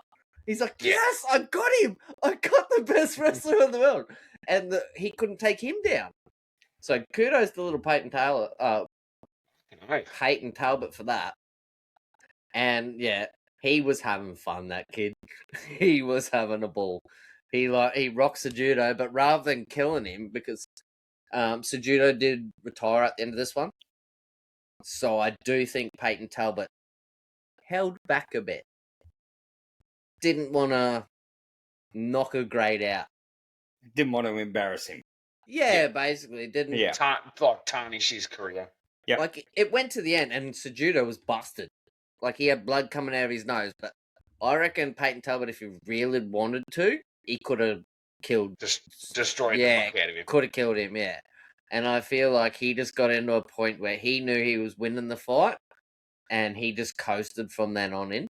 And don't get me wrong, Cejudo got a couple of good ones in at the end, so it was like, ooh, this could change. And then, yeah, he did whatever he did, and he turned it back around. So that's that one. And then we'll get into the next one. It was Brandon Moreno versus Tatsuro Toa. This one, Tatsuro Toa got the KO TKO round 2, 2.5 minutes. Decent fight. Probably up until that point, I would have hated to have been a judge. I'll just say that. Like, if Tatsuro Toa did not get that KO, I would have hated to be in a judge at the end of the next round. Then we get into the co-main event, boys, and this is a champion, Alexander Pantoja, trying to defend his title for the 4th time. I think Pantoja, from memory, is about 32. And we have a new up-and-comer, Joshua Van. And he has won... He's only been in UFC for not even 4 years. He's had, I think it's 8 fights from Contender Series through to main fights. He shouldn't have even been here. But he's beaten everyone they put in front of him. So he just got like... And so's Pantoja. So there was almost like nobody else for Pantoja to fight. So Pantoja got matched up against this Joshua Van. Gives him a fucking opportunity of his lifetime. And unfortunately, Pantoja threw a head kick in, I think it was maybe the first 15 seconds of the fight. Joshua Van grabbed his leg on his shoulder, threw him over. Oh, mate, put his arm down, and it bent the wrong fucking way. And now... 24-year-old Joshua Van is the flyweight world champion after throwing one punch and catching a kick and throwing him. So imagine winning a UFC fucking world championship by throwing one punch, catching a kick, and just throwing the bloke. Hey. He needs to drink more milk. Yeah. That's all I can say. I don't know. He needs to fucking land properly. Oi, bro, no, it was a proper... Learn to land properly. Like, he was splitsing, like, his leg was up on old mate's shoulder, so he was basically doing the splits, and old mate's just thrown him backwards, and he's fucking tuck your arms and land on your back. Like, don't land on your fucking wrist, you fuckwit. You say that, the next fight, I can't remember who it was either Peter Yan or, Peter Yan or Marab. One of them got picked up and they just put their arm behind their back. It's like, I'm not even put my hand down. Fuck that. Fuck you, Joe. Like, after watching that last one. Rather get KO'd on the fucking ground than break my arm. Break a fucking arm. Fuck yeah. Dislocate my shoulder. Yeah, put that cunt back in. Break my arm. Breaking your arm. Good, Joe. You're back up in 3 minutes and you're a little bit dizzy, but that's about it. Yeah. But yeah, so that was the co-main event. So that was a little upsetting for the champion there. And like, obviously, when it happened too, though, I will give this. I told you I wanted to say something about the sportsmanship or whatever. After this fight, right, when he broke his arm, Joshua Van had every right to go and punch the fuck out of Pantoja on the ground. Pantoja's put his knee up to block and like held his elbow and waved himself off. Like, going, nah, like it's broken. And Josh Van like pulled up and like, yep, sweet. Refs come in, and then when they were standing there, like obviously he knew he was fucked. But the refs just stand there between the two of them. He goes, "This is fucking," like, because they're all, they're congratulating each other. Like, they just bashed the fuck out of each other. Well, tried to. And the refs like, "This is why I fucking love this sport." And he's just standing there, holding arms. Like, this is why you two fucking. Oh, sorry, I got the fight wrong. That was the judo fight. But they're all talking, and they're just like, this is why I love that, because like old mate's like respecting him and give him full respect, and the umpire or the refs in the middle just holding the both arms. He's like, this is why I love this sport. And he's like touching their gloves up in front of him. He's like, yeah, this is why I love it. Like, prime. Like, because at the end of the day, shit sells. But at the end of the day, we're hoping to get you into a fight. No, you don't hate the person you're going to fight. You're going to go in there with a hate mentality, but at the end of it, beer. Oh, 100%. Game over. 100%. Beers, handshakes, cuddles. Yeah. Fucking and that's how it should be. Jumps. It's going to be all fucking there. Yeah. And I get it, yeah. And it has to be. Trash talking does sell. And that's why, unfortunately... that's where we sell the fight. Yeah, but that's why, unfortunately, when we get into when I get into boxing in a second, I'll only talk about the one fight. That's why his name's not so big, is because he's not that big fucking evil dude. He doesn't fucking... He just does what he does with his hands. It's got to sell. It has lets his hands talk, not his mouth. Yeah, exactly. Yeah. Like a Paul Gallen can sell at an arena because Paul Gallen talks the talk and walks the walk. Yeah. This kid walks around and just punches the fuck out of cunts. Yeah. Soon Nelson Solomona will be doing the same thing. But yeah, I'll get into the last fight quickly, and it was Merab Dvalishvili versus Petr Yan. And honestly, boys, this is the biggest upset of the night. Merab has just mauled people for years, basically. If he had won this fight, he would have been the fastest defending your championship 5 times. The closest person was 400 and something days, and he would have done it in 300 and something days. Yeah, so, right. Defending his title 5 times within a calendar year. But awesome. The last 2 or 3 fights, he's won them pretty easily and convincingly. Yeah. So he hasn't, you watch the heavyweights and they go the full 5 rounds and I win, but my eyes black and blue, your eyes are black and blue. Fucking, I'm not seeing you for 6 months, even if we wanted to. Because when they get to a certain degree of damage too, they get medically suspended. Yeah. And a doctor just goes, oh, yeah, that eye's that bad. We're not seeing you for 3 months. Even if that clears up tomorrow, don't care. 3 months. Yeah. And they all get a medical suspension. But when you can finish a fight within a couple of rounds or a round, you can pretty well fight a couple of days later. And which is that Joshua Van in the fight before that I was saying how he beat that the ex-champion.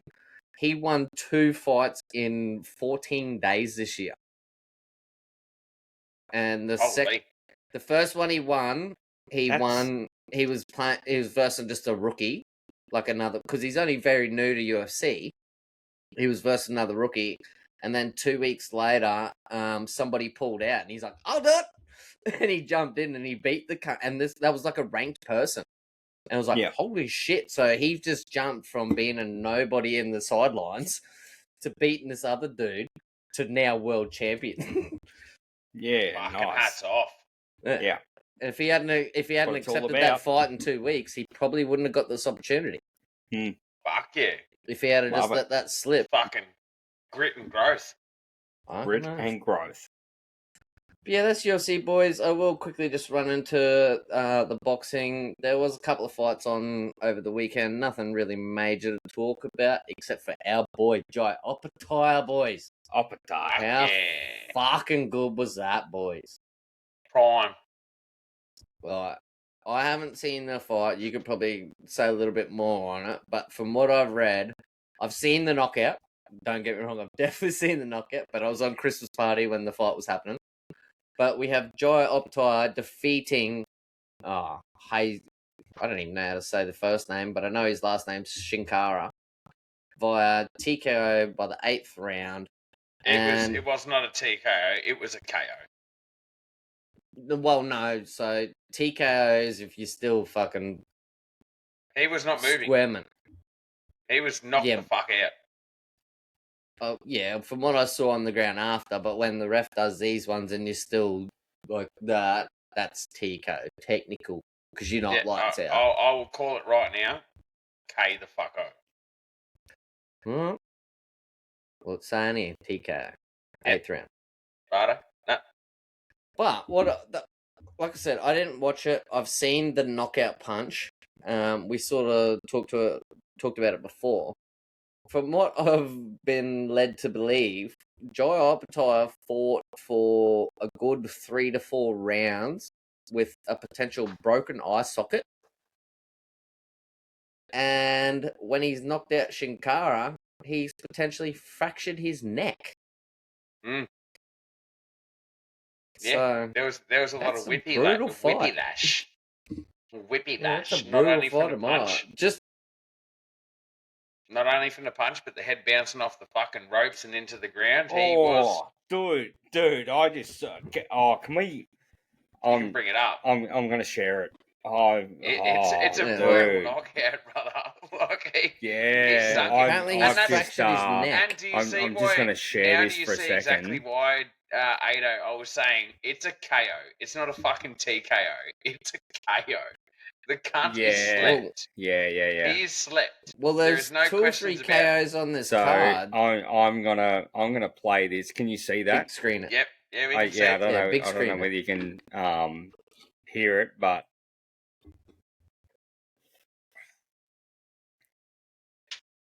That's a KO, Jado. That's a fucking KO. The ref didn't even count it. That's KO. TKO is... He has a fucking chance. Well, holy. He does not have a chance.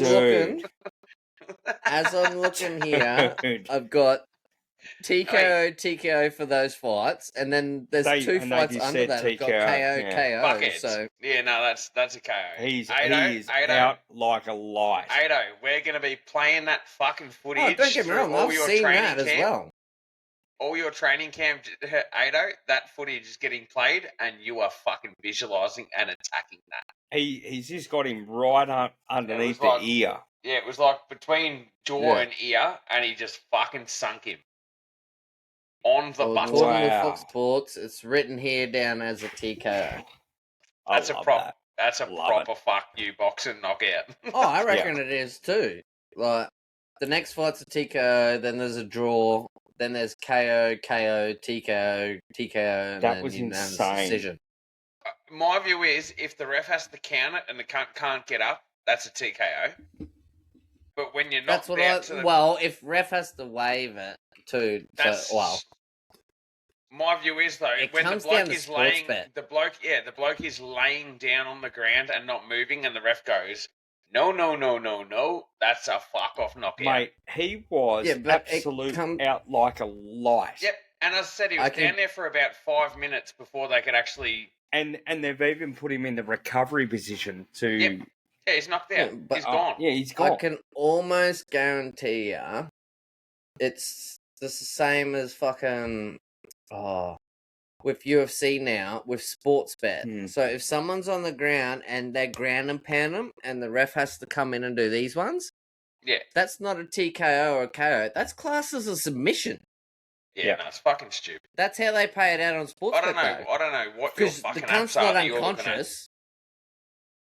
No, I'm just going off by like I'm on Fox Sports here. That's saying TKO, but like I said, a ground and pound TKO in UFC is like that's now like Sportsbet pays you out as a submission. So I don't know whether that's why it's doing it. Yeah, and I'm going off vibes of what I've seen, and he was not. 100%. But He like was there's KO. like I said, was there's KO. KO, TKOs. There's about 5 different KOs and TKOs on there. I don't know why that's not there. Oi, It must just be the way that Sportsbet paid it out. he was just knocked the Gone. fuck out. Yeah, I understand. I watched the fucking knockout, but I'm just saying I don't know why they've ruled it that way. Mm. But I just know with UFC with the ground and pound knockout, they class as a submission these days, and that's only for the payout. I don't know why. Fair. Yeah, all good. Sweet. Awesome. Yeah, it's boxing UFC boys. Fuck yeah. That was a beauty. Oh yeah. Oh yeah. Righto. So might as well roll into a little bit of a motivational and wrap this shit up because we've been going for an hour and 55 minutes. Ado's tired. Got to go to work tomorrow. Fucking early. And for you listeners, it won't be an hour and 55. There will be some editing cut out of this, and it'll be a bit shorter for you. But I will leave you with some fucking motivation. And boys, I hope you love this. Legends, listeners, I hope you love it too. So wrap your fucking ring gear around this.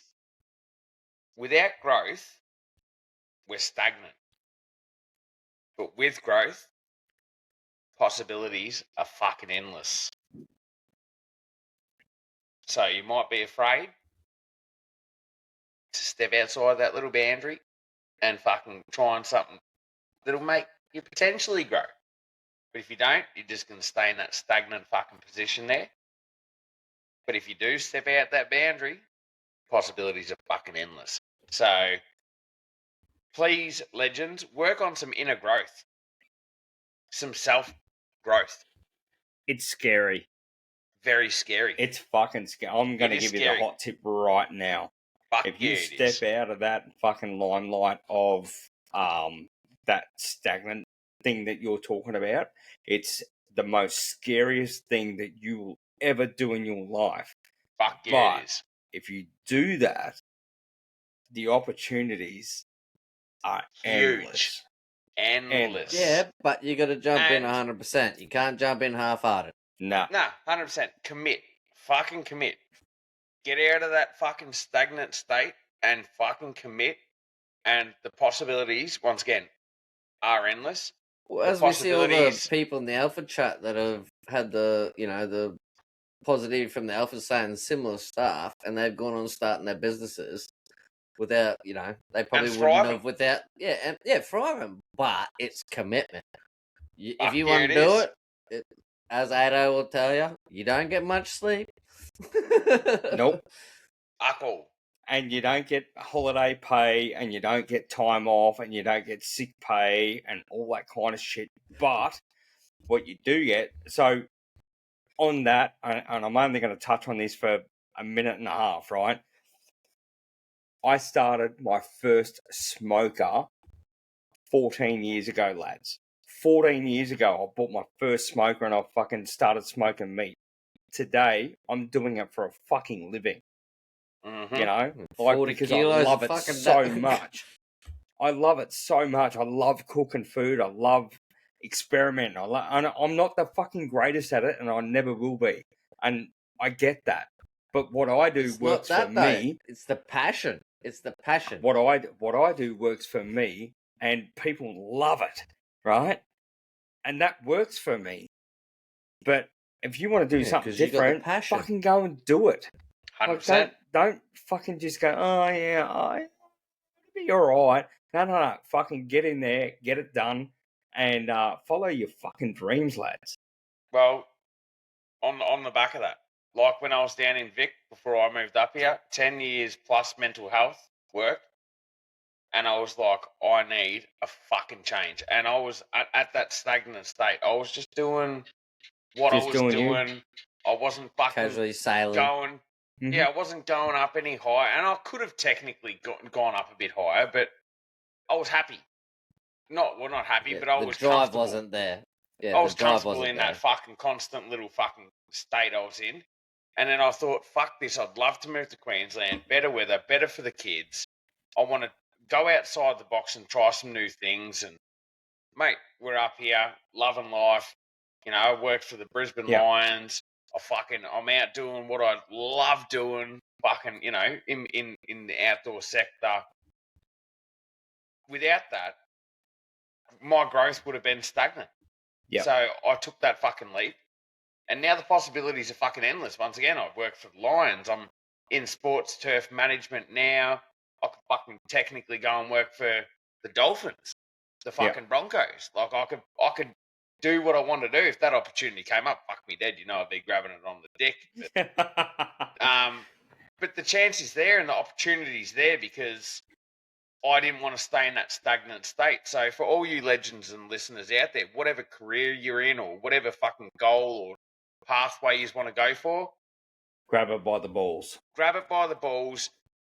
Have a look at that self-growth and fucking rip and tear because you can literally fucking accomplish whatever the fuck you want to achieve. It's just about stepping out of that little comfort zone of this is okay to, nah, this is fucking gnarly. That's where I want to be at. So that's my motivation. Well, I could quickly just touch on that on one last little thing. Like, you just said, like, get out of your comfort zone. I went and hit at Bunnings for a couple of years because fucking lost my job. That was the first job that come up, so I did it. Whatever. I was there for 3 years, making shit money, but it was enough to pay the bills. And then the first opportunity I got to get out of there, it was something I never did. It was solar. I'm a fucking plumber and a roofer, so yeah, kind of, you know, roofing, maybe put solar panels on. But I went and jumped out, and the ex-missus hated me for doing it. But just getting out of that fucking green shed and going and doing that, I've jumped from that to this, to this, to this, to this, and now I'm a fucking supervisor of a roofing company. If I had stayed at fucking Bunnings, I'd still be at Bunnings. Yeah, 100%. If I didn't take that leap. Step outside that fucking little comfort box you're sitting in and give yourself some fucking personal growth. And there's no fucking putting a tag on what you can potentially do because there's millions of options out there for you. So that is my motivational advice for you fucking legends. Awesome. It is coming into the silly season, the blur, the funny side. We will only have another 2 podcasts, I'm pretty sure, left. Yeah, 2. And then we're going to be having a couple-week break. And we might give you a random live feed, watching some cricket or something in between. Boxing Day, you might get some Boxing Day live streams going. We will update you with that. But probably another 2 episodes after this one is going to be punched with. And then we're going to have a little bit of a holiday hiatus. Mm-hmm. We'll be back in the new year, but we have a lot to fucking unpack. Upcoming fucking projects, you name it, sponsors, interviews, everything. Look forward to it because they're going to be fucking phenomenal. Until then, once again, it is still just before fucking Exy. Work hard, dig in, bite off more than you can chew a tulip, fuck. And we love you guys so much for all your support, your comments, your views, your shares, your likes, fucking everything you guys do for us. So thank you so much. We'll hit you back up next fucking week. Rip, tear, bust the rest of the week. Love ya. Toodaloo. Au revoir. Sayonara. And make sure you get your Christmas shopping done.